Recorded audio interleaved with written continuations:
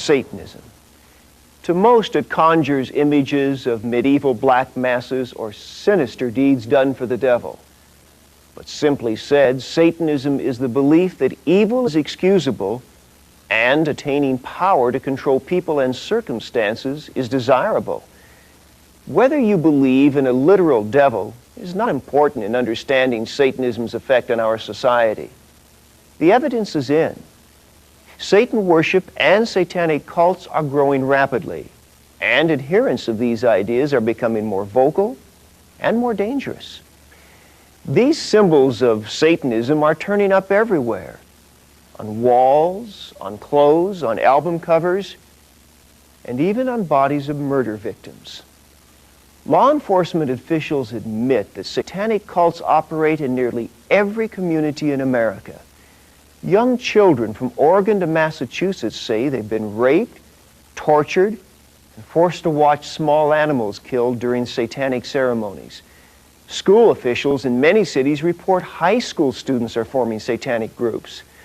A Chicago policeman told us, satanic crime makes gang activity look like a nursery school. During this program, you will see the many sides of Satanism. You'll be shocked, and you may be tempted to turn away in denial of such unspeakable horror. If you think I'm exaggerating, watch closely. Listen to what is being done in the name of Satan.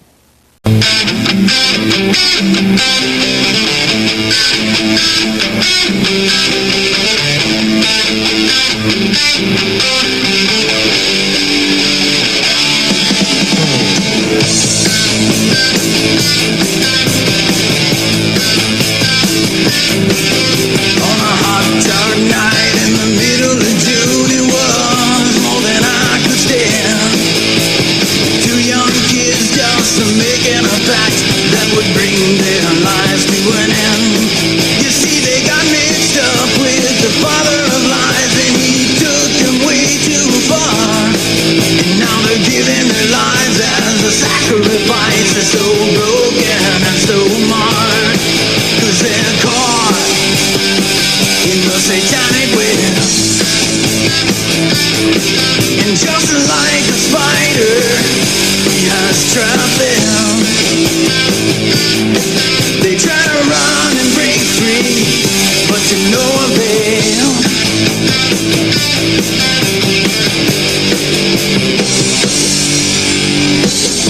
The darkness of Satanism is spreading rapidly today, especially among young people. We see the graffiti symbols everywhere, the evil influences bearing down on teenagers, in the music, and in their lifestyles. The dimensions of this phenomenon have become alarming. In this metroplex, it's my estimate that there's approximately 40,000 practicing Satanists in the metroplex. That does not include pagan organizations, Druids, Wiccans, which are of the right-hand path of witchcraft, not the left-hand path. Dabbling in the occult and its various aspects in this metroplex would have to be over 100,000 individuals. Now that's a conservative estimate. It's not going on in the schools to hear them tell, they're wearing blinders. It's hard to get them to realize it's going on. The teachers are more cooperative because they will call. If they find notes or they hear something going on, they will call us. Our department is getting more involved in the last 8 or 9 months because we've been getting calls from people that said, we didn't know who to report these things to. There was like 7 or 8 large dogs, Dobermans, Shepherds, that had been killed and hung in a circle, their heads cut, blood drained. And the guy said, well, that happened 6 months ago, but we didn't know who to report it to. 85% of the teenagers in high school in Western Europe have been exposed to hardcore Satanism. That's an unbelievable figure. Here in America, I do not believe those figures are that high, but I would venture to say that 40% of the kids. Most teens involved in Satanism are dabblers. They wear the clothes, try a few rituals, and listen to the heavy metal bands. But some go further. This shopping mall in affluent Westchester County, New York, exemplifies how easy it is for children, or adults for that matter, to get their hands on satanic material. We stress it's perfectly legal, and these are typical commercial outlets you'll find just about anywhere. 3 stores side by side, a bookstore, a music store, a videotape center, each offering seemingly harmless types of entertainment, like movies. Here at the neighborhood videotape store, take a look at the number of movies that involve Satanism. Most were popular films in their day, but even today, if one is inclined to believe in Satanism, it's a way to actually see the devil and perhaps be inspired. It wasn't that a demon jumped out of the TV and grabbed me by the face and dragged me down the road and forced me to join the Church of Satan. It was just that there were certain things in this program that piqued my interest, and then I decided to study more on my own. And if the devil has PR, then it is, cinema. Then there's also the satanic literature, which includes many books that are sold in many bookstores. Librarians point out that they're among the most popular books on their shelves. Here, as in almost any bookstore, you'll find both the Satanic Bible and its companion, the Satanic Rituals, a step-by-step guide to performing evil rites. Kids get their ideas, especially their psychological pumping up, so to speak, from the literature. And books play an extremely important part. And finally, music, which is found here in the neighborhood record store under the category of heavy metal music. The satanic message is clear, both in the album covers and in the lyrics, which are reaching impressionable young minds.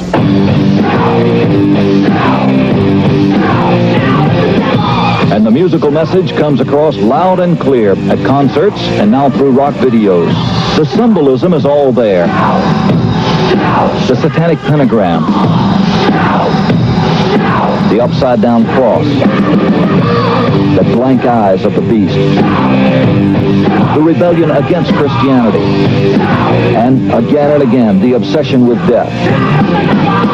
According to most groups, it's all done in fun, but according to police, it's having an effect on many children, a growing subculture that mixes heavy metal music with drugs and the occult. When I was brought up, I watched cartoons like Bugs Bunny, Donald Duck, Daffy Duck, Elmer Fudd, and all of the Looney Tunes. But today, there's a different kind of cartoon that's coming on our TV sets, and the question is there a well-organized plot, an insidious design right now to program and influence the minds of our children towards the occult and witchcraft? We see things like spell books and witches and zones of eternal evil and all kinds of demons in today's cartoons, and we're discussing today with our special guest Phil Phillips. And Phil, I'd like to welcome you to the program. God bless you. Phil comes from Texas, and Phil has been doing a tremendous intensive study of the cartoons that children view today. He's looked at the toys that they're buying in the toy stores, at the comic books that they read, and he's seen that they vicariously live their lives through these cartoon characters and toys. Amidst affluence, youth suicide has spiraled, more than doubling in the past 2 decades. Explore some causes and cures with your hosts, the Peters brothers, Dan and Steve, authors of the best-selling book, Why Not Rock? Hear never yet revealed stories and new insight in this investigative report, Youth Suicide Fantasy.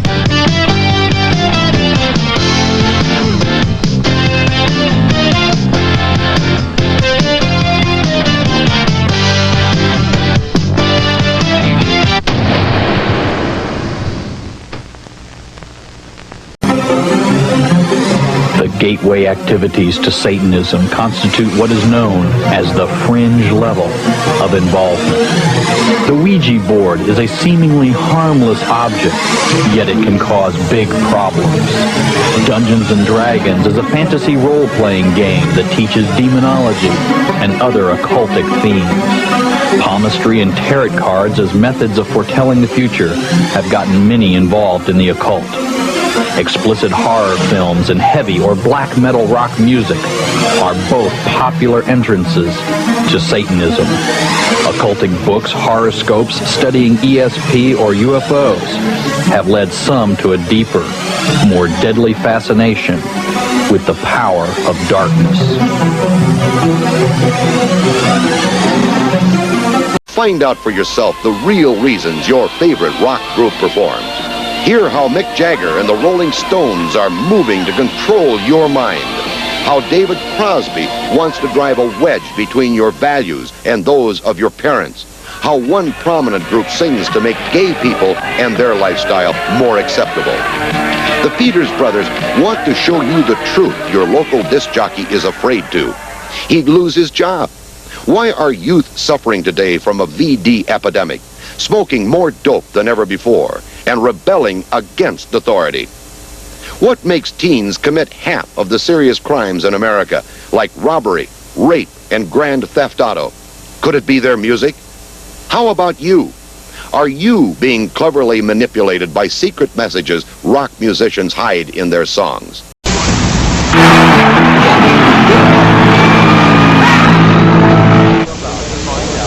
You're about to find out that everything your mother told you about rock and roll is true.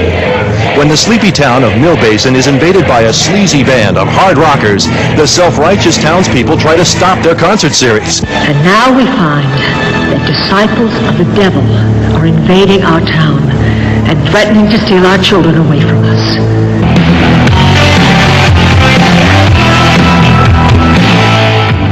When the band finally overcomes parental objections, a town full of normal Midwestern kids begins to turn bad.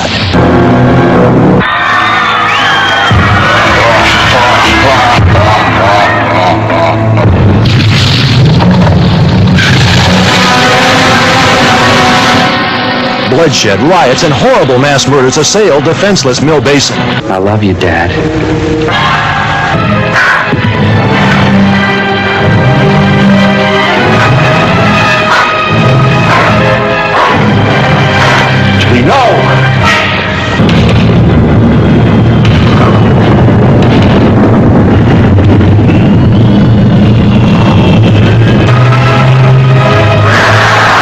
These kids turn into monsters right before your very eyes. The special effects are fantastic.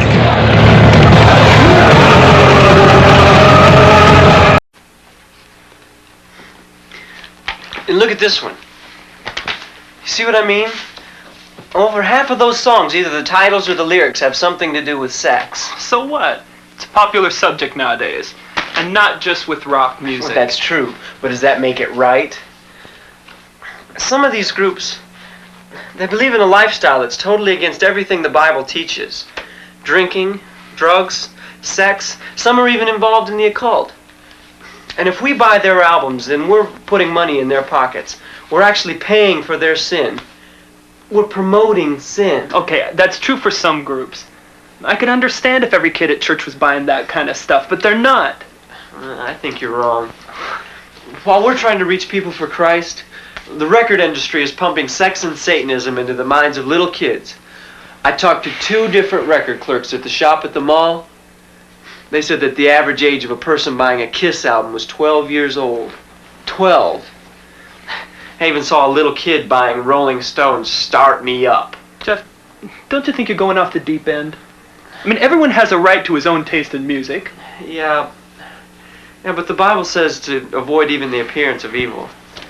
And a lot of this music is... Hey, I said no preaching.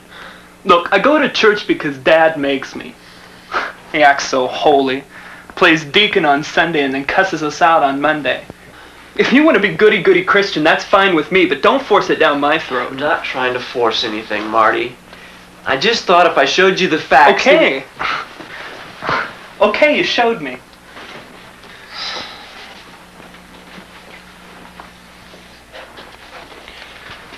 Hey, if you're going to get rid of these albums, throw them my way, huh? See you later.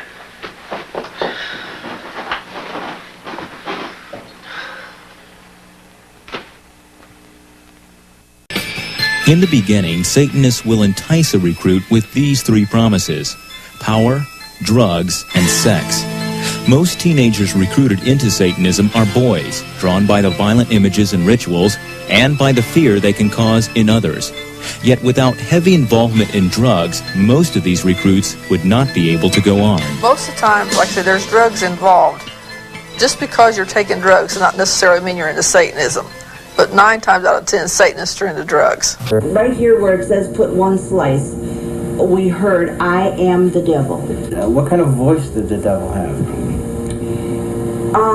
A very low voice, I'd say, sounded like Eli Wallach. Have you saved any of this satanic toast? Yes, I did save it because I wanted to be sure that somebody else would see it. Now this one, can you see that, Richard?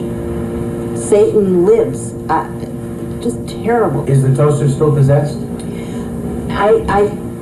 We still have trouble off and on with it, yes. Oh, see now it's... I just hold it down. It seems to be aware. Oh! Why have you kept this toaster? Well, Richard, you know, when all is said and done, it makes good toast.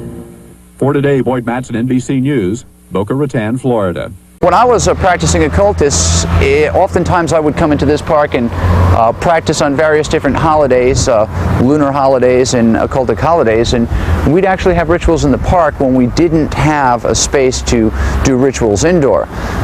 So what I'd like to do is take you into the park and just kind of show you one of the places that you would start asking your questions and start looking to see, you know, what the occultists are up to. There's two different communities that use this park. One is the pagan or occultic community, and the other community is, of course, the homosexual community. Interestingly enough, they go hand in hand. And so, well, see, here you go. Upon entering the park, I mean, you can see they've already got started. Okay. This is a pentacle. The interesting thing about this pentacle is it's an upright pentacle. This is not a satanic pentacle. Now, the reason why this pentacle would not be considered satanic is because it has one point up. Now, Satanists would reverse this star, or pentacle as it's called, and have 2 points up. Those represent the horns of Baphomet and or the horns of Satan. But now, right over here, I can see on a tree here, there's a inverted cross. Now this is satanic. This is a very generic symbol. Let me see. It's actually fairly fresh too. This here, of course, is a bastardization of Christianity, and it's a very common symbol. Obviously, they probably had a party or a ritual here within the past night or two. And basically, well, okay, over here, see? Here you go. This, well, see, this is what I'm talking about. Okay, what you're looking at here is called Voodoo Vivi. This is kind of like a coat of arms, if you will, for the demonic. And the implications of this is definitely satanic. When I showed you earlier the one pointed up star as we first came in, and I told you that, you know, the implications of Satanism are 2 points up. As you can see, there are 2 points up here, and someone has made it very clear they were probably worshiping Set, because it says Set here, so it's pretty obvious.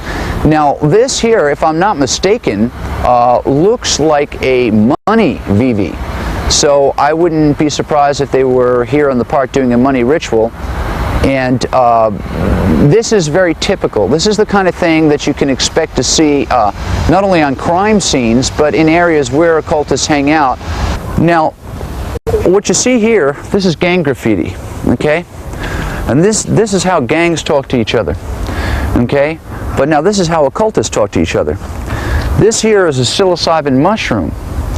So probably they had a psilocybin ritual, which is not uncommon. Occultists are known for using peyote and psilocybin. And so this was probably a psilocybin ritual. Okay, here you go. Shem Hemfarash is a satanic invocation, and Halley is also part of a satanic invocation. There is a book out called The Greater Key of Solomon, and in The Greater Key of Solomon you will see on the seal of Solomon this word. Alright, from what I can tell from the graffiti and everything that I've seen, and what I see here on the concrete, it looks like they actually had the ritual here. Now, there's an N here for north and there's an S over here for south. Now, while these are not the true directions, obviously someone had a bad sense of direction, I'm assuming that this is where they actually had their ritual. One of the reasons why they would use this particular area to have a ritual is it is on concrete, and it's a nice open area. When we used to come up and have rituals, and we had a group, we would look for an open flat space. This is an open flat space. This would be an ideal place for them to have a ritual. Now, if I was a solo occult practitioner, I might do it in the bushes somewhere and have a little altar set up. So what you're doing is when you come onto a scene and you're investigating a scene, you look on the ground and you'll find clues as to what happened. Right here, okay, we have a rope here. This is a noose. And actually, if you look at it closely, I don't know if the camera can pick this up, but there's blood on this noose. Now, this could have been used either to bind someone up in some type of a ritual scourging, or it could have actually been used on an animal that was sacrificed. When sacrificing a cat or a dog, of course animals move around a lot and they get unruly, so they would tie it up. But there is blood all over this particular noose. Now, these are the kind of things that you'd be looking for. What we have here is a medicine bottle of 2% xylocaine.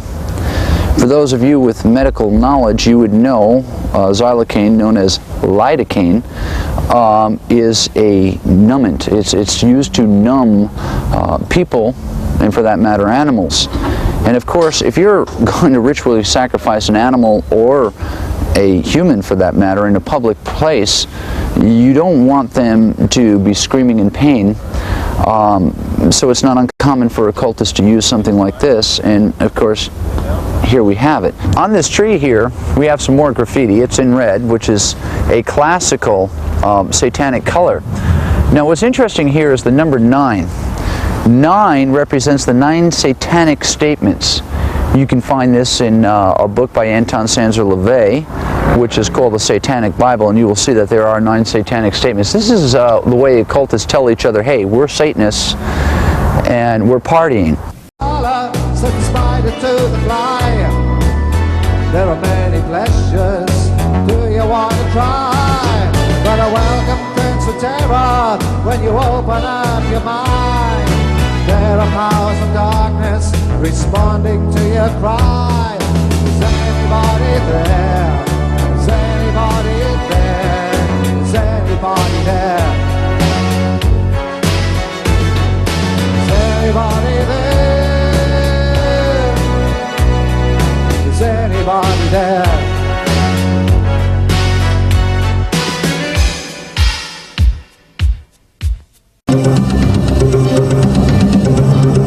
Dungeons & Dragons has been called the most effective introduction to the occult in the history of man.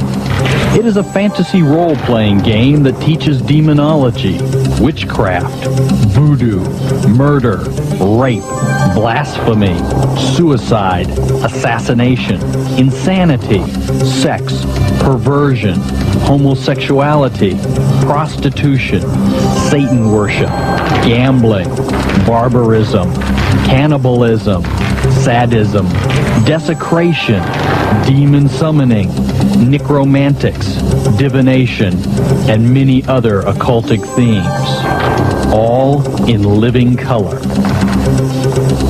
Is this dangerous? You decide. Your dungeon master has placed you in a dreadfully precarious position. You're playing the most phenomenal game ever created. Your skin grows cold from your first glimpse of the enormous beast. It's a product of your imagination. Survival depends on a quick, decisive move. Your choices are limited. Stand and fight, or run. Use your lightning bolt. Victory is yours. Win the treasure. TSR Hobbies, Dungeons & Dragons games. Products of your imagination. I believe that Dungeons & Dragons is a direct quote from the pit of hell, if you want to call it that. It is a mind-bending game, a mind-changing game. It is involved with all kinds of occult and pagan religion. The player's handbook includes over 160 pages of spells to be cast. Let's look at one of the handbooks here. This is the Advanced Dungeons & Dragons, the Monster Manual, and it's full of monstrous figures and actually those creatures that the children can imagine. And Yes. children's imaginations are very active, aren't they? Yes, very much so. Now let's look at another one of these. This is where we go into the Dungeon Master's Guide. Who is the Dungeon Master? Well, the Dungeon Master is a person who plays God in the game. And he controls all the situations. In fact, the books tell him that he is the God of the game. And he controls the situations in the game, controls the way the players are moving through the dungeons, and then if he doesn't like someone, he can play pretty much against them. Do you think parents are aware that when the children play the game that demon spirits are involved? I do not think that many parents are aware of what's inside the game. In fact, in my presentation, I show many pictures from the inside of the books just to show the images of this game. I mean, the gruesomeness of this game and the occult link to it. Well, I know that when I did my message, and this has happened, I have letter after letter where people took the pieces. Now, there's sixes involved in the pieces of the game, but they'd take the pieces of the game, they would throw them in the incinerator or the fireplace, and screams would come out because there seemed to be some kind of spiritual forces inhabiting those pieces, and children would drop out of life. They didn't want to study anymore. What are the pieces, for instance? Well, this game affects the most intelligent of our children. And the pieces include white witches, wizards, necromancers, the clerics, that type of thing. It includes evil wizards. It's a white versus black witchcraft. The good versus evil is white versus black witchcraft. And Anton LaVey, the writer of the Satanist Bible, says there is no such thing as white witchcraft. Well, being a Satan worshiper, he should know. Yeah. What do you guys think happened? One of the players Robbie played with got carried away and killed him. Well, that's kind of far out. Mazes and Monsters is a far-out game. Swords, poison, spells, battles, maiming, killing. Hey, it's all imagination. Is it? I'll be talking to you. Halloween is manipulated by the promoters of horror movies and videos as a major marketing opportunity. While horror films used to be synonymous with B-movies and considered the conventional low-budget industry standby, today they account for nearly 20% of all of the revenue received by feature film producers and distributors. The success of the technical revolution in special effects has attracted serious film directors to produce well-crafted, elaborate horror productions. A recent visit to the Video Software Dealers Association exhibition in Las Vegas showed that the two biggest selling artistic genres were pornography and horror. Hollywood is continuing to capitalize on society's growing craving for the occult and demonic. The irony is that while these producers label such films as fun and make-believe, many of them hire practicing witches or Satanists as technical advisors who ensure the authentic reproductions and performances of rituals, sacrifices, spells, and curses. People are so hyper during the day, they need to come home and watch something that's totally unreal so they can release themselves from all the pressures. It's just the type of thing that makes you laugh and forget about life. Over the last 2 decades, most horror films have become far more graphic in their depictions of violence and cruelty. Movies affectionately known as splatter films routinely detail torture and dismembering of bodies, drinking of blood, cannibalism, rape, and a host of other grotesque atrocities. Well, we think it's pretty fun. A lot of people just like it because it's fun, it's wacko, it's not real, and so it's just the type of thing that people like to watch because you don't have to think reality when you watch it. Most of these films receive R ratings, which mean that children under 17 cannot view the film or rent the video without the accompaniment of an adult. Yet this precaution is seldom enforced. For 15, is the average age of those who see these films. While many producers claim that these gruesome spectaculars are merely fun and not dangerous to the psyche of our youth, many of the scenarios from the horror films are duplicated in copycat crimes which make for sensational headlines.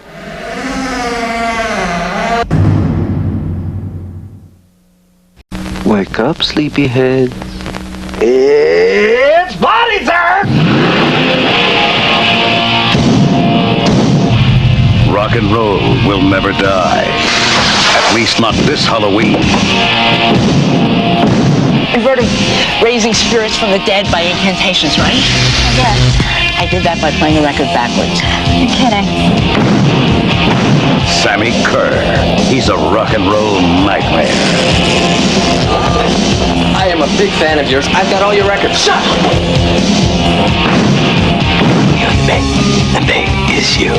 This message was meant for me. How can you listen to this stuff?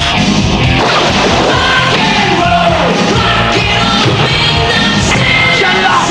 Shut it off!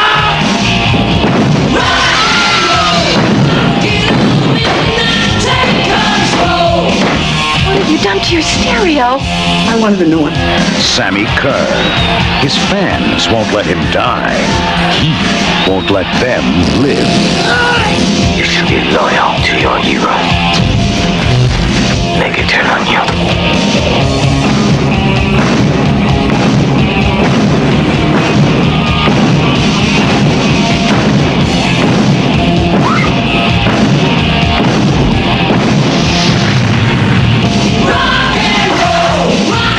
Trick or treat. Looks like we better check out the party punch.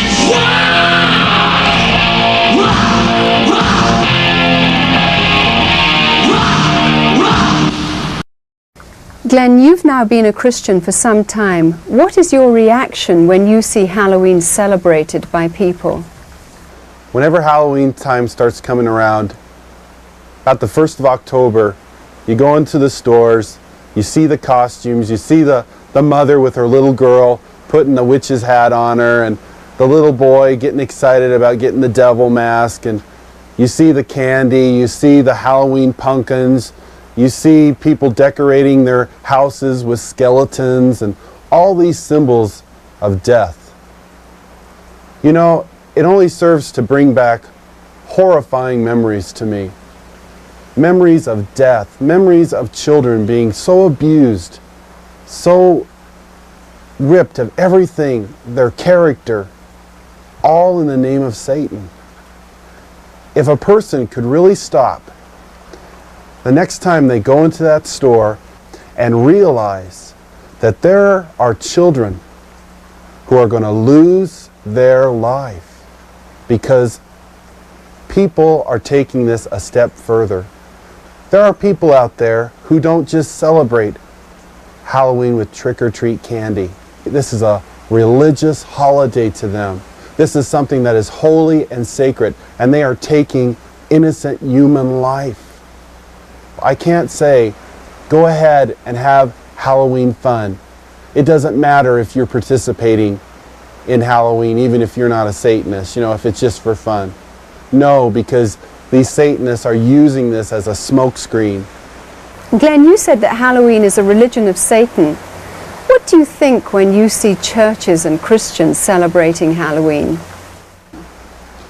It makes me sick that the Church of Jesus Christ would take on this horrible demonic thing that is happening in our world. Christians should be the ones who are standing up against this. Christians should be the ones who are saying these terrible things are happening and we want to stand against this. Churches should not be having these Halloween parties at all. They should be coming together as brothers and sisters in Christ, binding together and coming against these dark forces, praying for these children that God will spare their lives. The program is Youth Alive. My name is Mike Warnke, and if you're not watching at 11 o'clock on Saturday mornings, Reuben and Rudy on Youth Alive, you're missing a real good opportunity to get some questions answered that I know that you have. Right. I shifted into neutral sometime when I was 15, so I know how you feel, even if I look older now. And besides, he's cute. Channel 19, don't miss it. Don't miss it. What could we call something like Smurfs? Is there anything occultic or dangerous about Smurfs? But there are some things about Smurfs that we need to look at. First of all, you'll notice that they're depicted as blue with black lips. Well, isn't that interesting? And you know what happens to you when you die? You turn blue and your lips turn black. In other words, these are depictive of dead creatures. Right. And another thing is that Smurfs is an all-male community. And you say, oh, there's Smurfette. She's a female. Well, in one cartoon, she was depicted as transforming from a male to a female through magical power. And so the only female in the Smurfs is transformed from a male. She was not born a female. No, what you're telling me then is that even Smurfs carry a homosexual connotation in that most of them are male. I believe so. But we're not going to blatantly say that Smurfs are evil. We're just saying that they have all of these overtones that are leading that direction. Well, let's take another look at Smurfs. Because the Smurfs cartoon, the whole storyline is that the Smurfs get in trouble. And every time they get in trouble, they run to Papa Smurf, who whips up a spell or an incantation to get them out. In fact, he said the name Beelzebub numerous times in the cartoon. And he whips up this spell or incantation and draws them out of their problems through witchcraft. And then they have an enemy called Gargamel. Now Gargamel, in a recent episode, I saw him draw a 5-pointed star, the pentagram, on the ground. Right. He lit candles at each point, which is an actual witchcraft practice. He started to dance inside the pentagram, chanting a magical chant. At that point, a book opened up across the room, and something left the book and entered his physical body, giving him power to levitate and to do battle against the Smurfs. Oh no. So we can say that Smurfs has gone occultic. Are you ready for Truth About Rock? Truth About Rock, the rock music seminar that has swept the nation. The Peters Brothers seminars and bonfires have drawn press attention from coast to coast.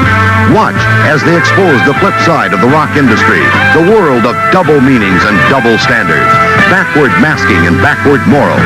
Over $5 million worth of rock and roll has been burned after these seminars. Don't miss Truth About Rock.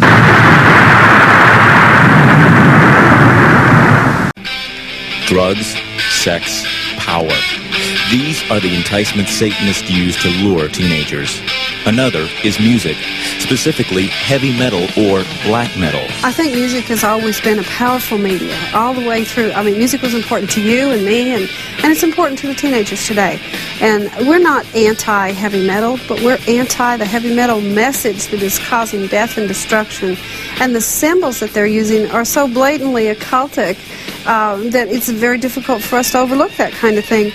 For instance, if we take the album cover from Slayer's album, Rain and Blood. It depicts a message to young people that maybe consciously they don't receive, but subconsciously they're receiving this message.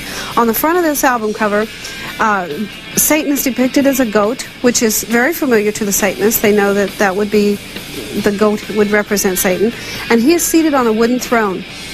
And the wooden throne is being supported by two people. Now, in the hand of this goat is a decapitated head. And of course, we're finding decapitated bodies all over America, and that is a common way for a Satanist ritual to occur, is to do the decapitation.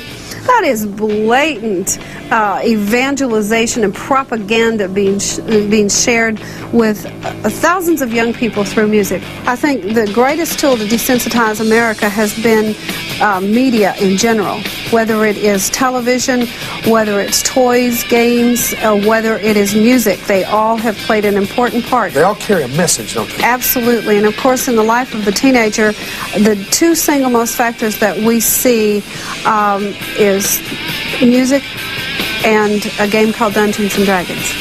And then, of course, trailing very closely behind that and vying for the position is the amount of occult information that is put out through the videos, the movies, the TV shows.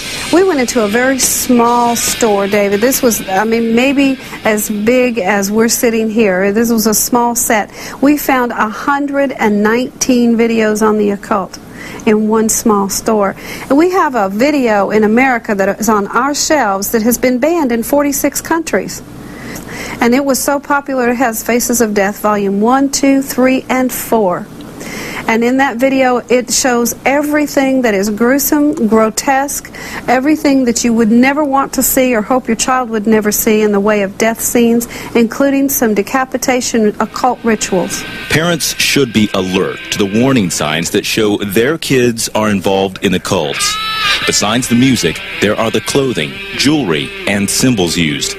There is the classic pentagram, worn inverted by the Satanist, the broken cross or peace sign, the inverted cross, the horned hand sign, the goat's head, the 666 sign, and many others.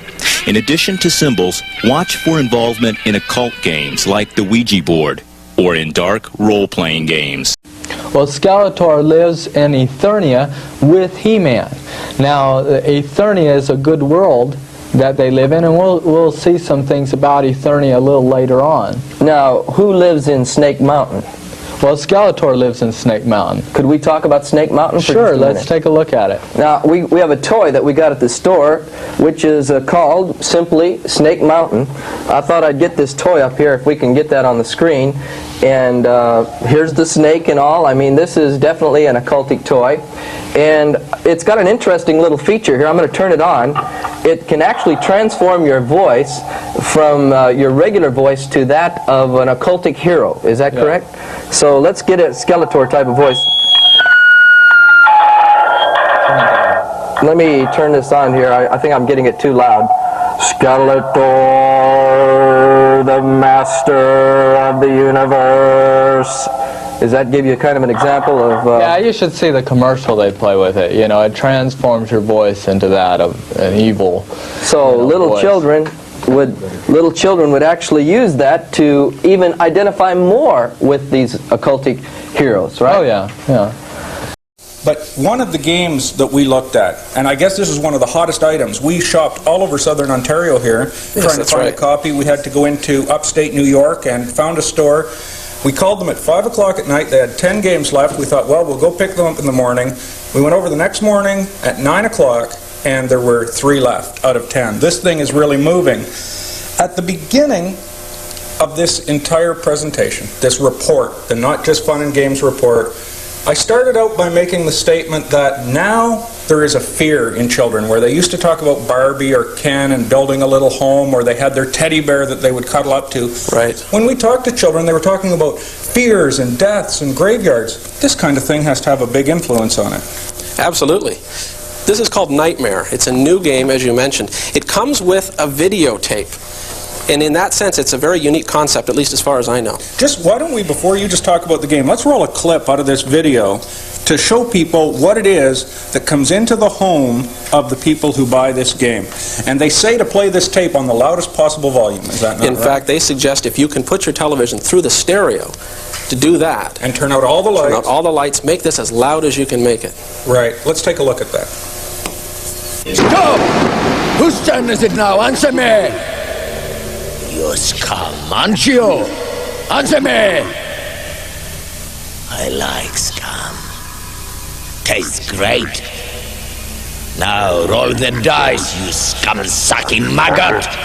Roll it 4 times, and if the total you roll is an even number, then it's time to get even with you. You're banished!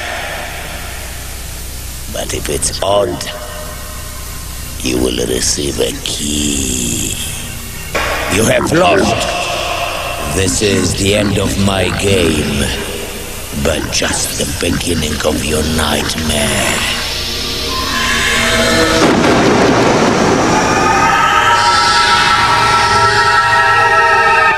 Wow. Well, Chuck, it's no wonder kids are scared. This is not some furry little animal to cuddle up with at night. They've got to be terrified when they're done playing this game. Sure, especially when you consider the fact that the lights are all off and you're playing this as loudly as you can play it. An interesting thing is that this game is recommended for people 12 years and up.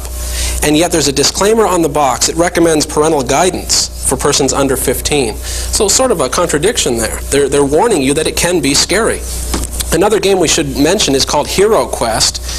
This again is all sorcery and magic and witchcraft, no positive influences at all. In fact, there's cards that come with the game. They are spell cards, air spells, earth spells, fire spells, and so on. This is witchcraft, plain and simple. And it's teaching kids how to get involved in this kind of thing. Whether it just sparks that interest that causes them to get more and more involved in the occult, and that has happened many, many times, or, as you said, it's just not a good influence. It's giving them nightmares, it's scaring them, and it's easy to see why.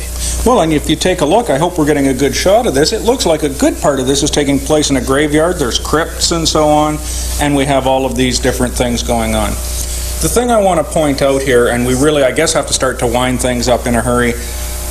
When we were kids, we'd see our baseball stars or our football stars, our idols. And we would see them and we'd want to emulate them, so we'd go buy a baseball bat or a football and begin to learn how to do what our idols did.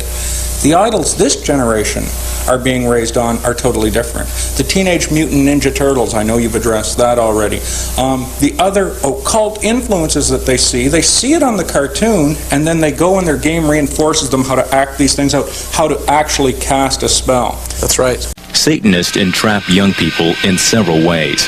At sex parties, they take snapshots of their victims for use of blackmail, or they'll involve the unsuspecting victim in their darkest rituals, perhaps animal or human sacrifice. They will get the teenager to offer his blood or even a finger to Satan. Blackmail and even outright threats keep a teenage victim in line. Some victims see suicide as their only escape. The tragic legacy of Satanism. I guess most of you know me. I'm Jeff. I've been doing a special research project the past 2 weeks on rock music. Brother Owen suggested that I share with all of you what I found out. So here I am.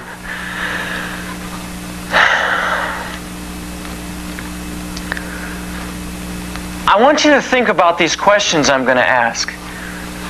How many of you plan to leave church tonight to go out and get drunk? Or how many of you are going to go out and shoot up with some heroin or smoke a joint? How many of you guys and girls are going to leave the service tonight and... If you're shocked by these questions, or if you think they're a little funny, maybe you should take a close look at the music you've been listening to. Personally, I like rock music. That is, my flesh. The carnal part of me really likes rock. Man, I can just turn up that old stereo and the beat just drives away my bad mood. Pretty soon I'm really getting into it, really moving with it, and all my problems are gone. But what about the spiritual part of me? Aren't we supposed to pray and give our burdens to Jesus Christ? Are we supposed to just turn up the volume on our stereos a little louder and forget about it all? I know sometimes when Mom and Dad, when they would try to talk to me, I just tune them out by turning up my music. Haven't you done the same thing? Pretty soon I couldn't hear anything at all, not even God. I know some of you are thinking, hey, I listen to rock music, but I can control it. I don't think that's right. What's the first thing you do when you wake up in the morning or when you come home in the afternoon from school? What do you do when you get in your car? Or what's the last thing you heard before you came in the service this evening? Just walk into some record store that's playing a really good get-down beat. See what the music does to you. Have any of you ever seen a rock concert on TV? Or maybe even been to one personally? How did the audience react to the music? Well, did they just sit quietly in their seats and listen? Man, I sure wouldn't. No, they were all en masse, swaying and clapping and dancing and jumping to the beat. They were actually being controlled. And so were you. Also, do you like to sing along with the radio? I did a survey out at the mall. 4 out of 5 of the teenagers I talked to said that the lyrics weren't important as long as the music was pretty good. I don't know about you guys, but whenever I hear a good beat, I just start singing right along without even really caring or thinking about what I'm saying. But aren't we supposed to have the mind of Christ? What are the main themes of rock music? When I went through my own record collection, I was shocked. Isn't sex a major theme? And the occult too?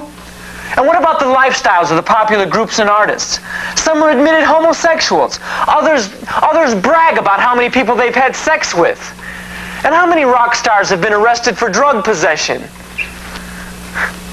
Some have even died from drug overdoses. I used to think, so what? Until I took a close look at what the Bible has to say about it. And listen to these titles.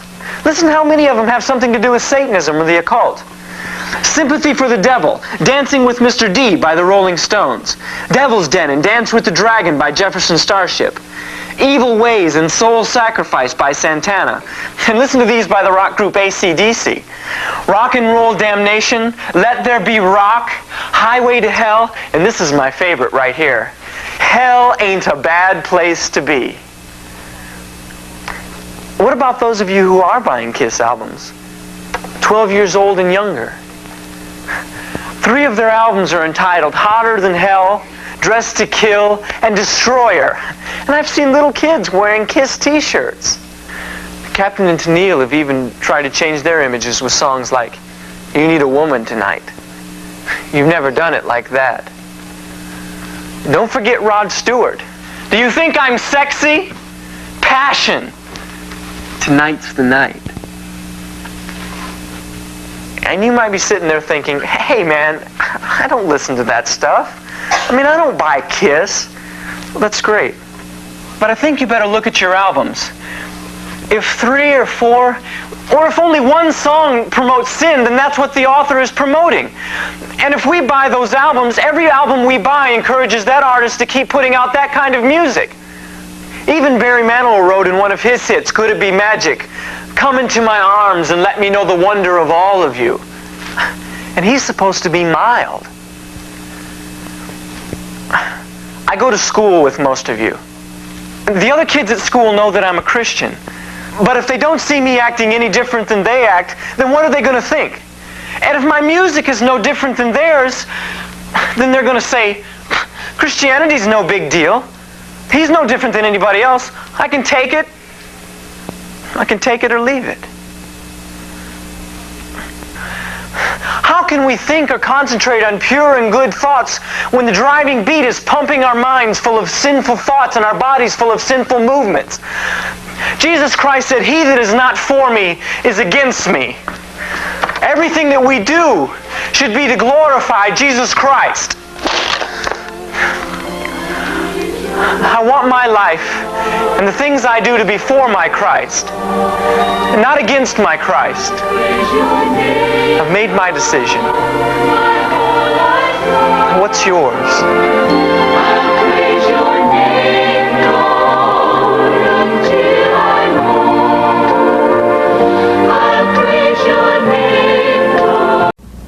What is Christian thrash?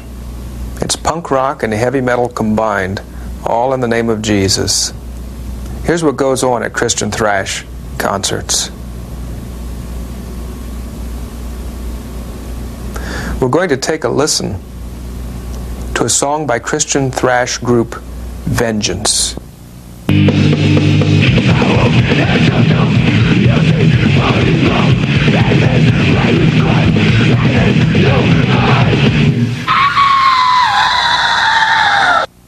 Now, anyone with an ounce of sense and 2 brain cells knocking together knows that junk isn't Christian. Do you want to know what the lyrics were?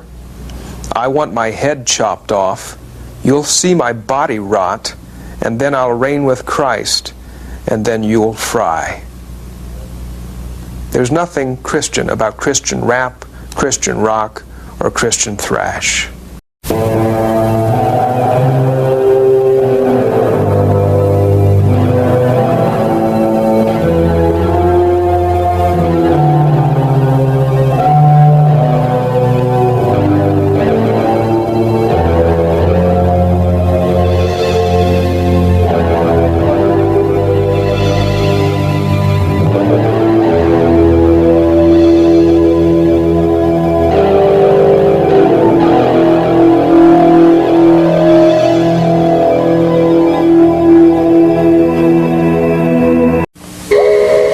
As you've been watching today's shocking interview, many of you may want to share this message with family and friends. Evil powers are trying to brainwash this generation of children, but the truth will set them free. You can take that truth to them. Let's pray that churches across the nation will rise up and expose this deception of a generation. Today's interview includes materials taken and now offered in 3 cassette messages. The cassettes include Spiritual Warfare in Your Child and Deception of a Generation, both by Phil Phillips. The 3rd cassette is titled Dungeons and Dragons by Gary Greenwald. As a bonus, the Eagle's Nest is including the book Breaking Spiritual Dullness and Barriers in Children, an outstanding expose of many of the evil deceptions being perpetrated on young people today. You'll also receive Phil Phillips' newspaper titled Child Effects, updating you on the latest occultic attacks on your children. To receive all 3 cassettes, the book, and the newspaper, simply request the Child Deception Offer and send any donation of $15 or more to the Eagle's Nest, Post Office Box 15,000, Santa Ana, California, 92705. Again, request the Child Deception Offer and send $15 or more to the Eagle's Nest, Post Office Box 15,000, Santa Ana, California, 92705. May the Lord bless you in your stand for righteousness. And now back to Gary Greenwald and Phil Phillips. There are some very obvious ritualistic markings that will appear on a body that is the result of satanic killings. You'll note on our model that there's oftentimes a cut that goes from behind the ear all the way down to the throat. You'll also notice that on the carotid, this right here would be cut where the blood would have been drained, and oftentimes there's wax laid on it to cover it up afterwards, after the body has deceased. They will also put wax over the eyelids after they're deceased, and so those would be some of the head markings that would indicate a ritualistic killing. Another area that's obvious in these kinds of ritualistic carvings would be the pentagram, or the inverted pentagram, on the right and the left side of the upper chest. This oftentimes is the signature of the high priest. Another area that you might find satanic ritual carving is in the stomach area. And as was true in the St. Joseph's case, the pentagram, or the inverted pentagram, was carved right here in his abdomen area. And you'll note again the points representing again the goat's head. Another area we'll want to note is the foot area. And right here behind the ankle bone, there is oftentimes an incision, just as our markings would indicate. And beyond that, on the bottom of the foot, they will sometimes cut the flesh and peel it back. And so you'll also note that. Another thing that is oftentimes done in ritualistic homicides is a penis is placed inside the mouth of the deceased person. Now, as you look at the body of a person such as this, please note each and every one of these markings.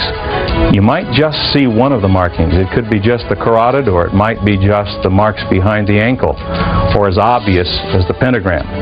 But whatever it is, if you look just a little bit deeper, ask a few more questions, and note to the investigators more information, it could lead to the solution of other crimes that have been just passively sitting on the desk without any clues. Maybe some of you say, well, boy, I'm safe now. He didn't talk about my favorite rock band. Listen, young person, rock music is not guilty or responsible for all the problems in the world. We think, young person, rock music and your love of it is just a surface issue. The root problem is rebellion. Some of you are rebels without a cause. You don't know really what you're running from, but you know you're going to give in. You're going to keep running. Today we'd like to challenge you too, to get rid of your music, get rid of anything that stands between you and the Lord Jesus Christ. You know, we'd like to invite you to join the hundreds of kids, thousands of kids that have gone home, they've looked at all their materials, they've looked through all their record albums and their cassettes. They've talked to their parents and they said, Mom and Dad, do any of these things promote a value system you don't believe in and you don't want me to be a part of? We'd like to encourage you to join those kids that have done that, and they've burned, broken, destroyed over $10 million worth of stuff in the last few years. It's been fantastic. And then, Dan, it's important too to remember to go out and replace that music with good Christian music. Why not stop by your local Christian record store so you know exactly what's available? Oftentimes they'll even play you some of the demo tapes and records. But choose some good things that are going to edify you. There's a good contemporary Christian sound out there, to be sure. Why don't you find some and pick it up? And most of all, we want you to know that we care. We're concerned about you. That's why we've devoted our life to trying to teach the truth about rock. You know, life is exciting when you commit your life to Jesus Christ. It's exciting when you're living for Him 100%.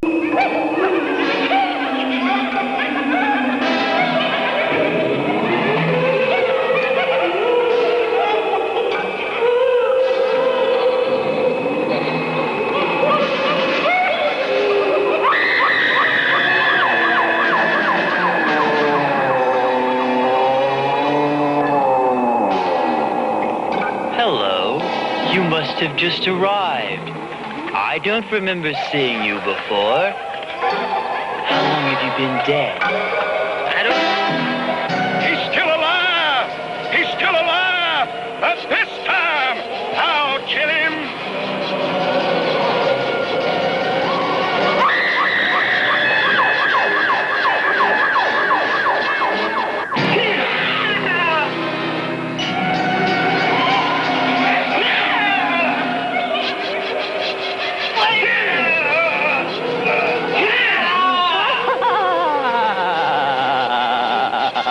Ha ha ha!